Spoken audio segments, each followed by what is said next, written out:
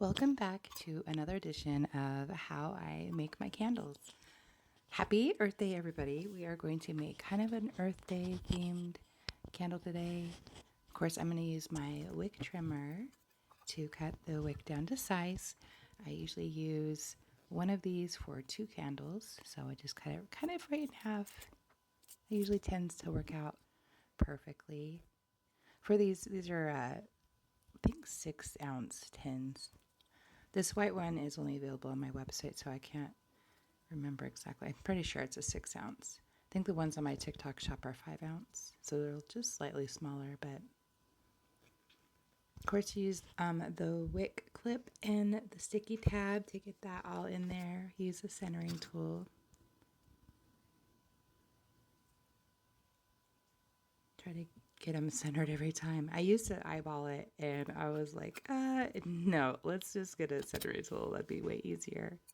Of course, I use my Pyrex beakers and my glass stir sticks. And then we're going to measure out some fragrance. This is Earth Muffin. And Earth Muffin is mainly patchouli, but it has also hints of jasmine and cedar, a little bit of ginger clove, and some cinnamon and amber. It's such a pleasant scent and definitely Earth Day themed. I'm going to definitely do a 10% fragrance load on this candle. Clean it up. We're going to do an avocado green color dye. So I always make sure my tools are like sterilized. I use alcohol wipes and clean everything off real good before I start like cutting into color. I know everybody gets triggered when I don't use gloves or whatever, but for me to cut the dye blocks, it works best how I do it without a glove. All right, that's all cleaned up. Got my digital thermometer. It's 77 in the room right now, which is good. You want to make sure you're in a warm environment when you're making candles because you don't want your candles to cure too quickly or to cool too quickly. Kind of like you don't want to start your candles, you don't want to pour them too hot because that'll also kind of ruin how they cure. You'll end up getting sinkholes or other issues. So we add the color. We started the wax around 200 degrees. You want it to be plenty hot enough that the color fully amalgamates before you add in the fragrance. Now I add the fragrance usually around 180. I think I ended around 177, right around there, which is fine. I usually try to add it over 180 though. Between 180 and 190 usually.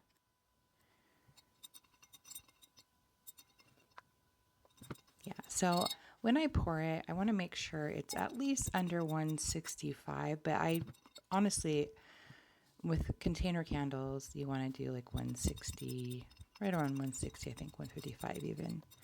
You saw I had a level out there. I want to make sure, you have to make sure you're on a level surface, sorry, and then make sure that you don't pour it too hot like I was mentioning before. This table that I have in here is like from my outdoor event stuff, so some parts of it are a little bit raised from having like heavy stuff in the middle, so I want to make sure that's on a nice even surface. So you see I'm pouring it at 160. Again, happy Earth Day, everybody. And I'll make sure I don't fill it too full because I want to make sure the lid's going to fit in there. So I take like the lid and kind of size up the gap on the side. Now I filmed it kind of curing for a while. This whole video is sped up like 5 times, so everything's going really, really fast.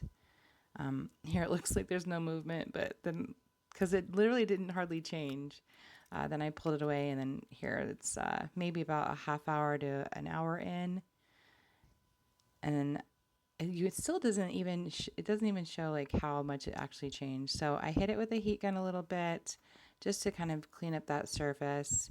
Looks super nice. It's all done. Now I'm going to put a label on it. I know people with OCD are going to probably yell at me, but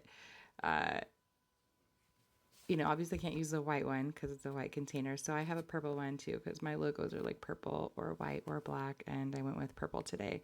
So this is a 3D transfer label, and people are gonna like be so annoyed, but this isn't. This is a gift anyways for somebody. Because if it was like for a paying customer, I would probably make sure it was lined up more. But I didn't exactly line up the wick on the inside to the label, so it's a little off center, which is fine. It's still gonna burn the same. It still looks super cute. And then also I pulled this up a little early. That G came up, was separated a little bit, but it looks fine. So super cute. I love it so much. These little white containers are super, super cute. And like you can see here, when I take the lid off, it's a little bit off center or a lot.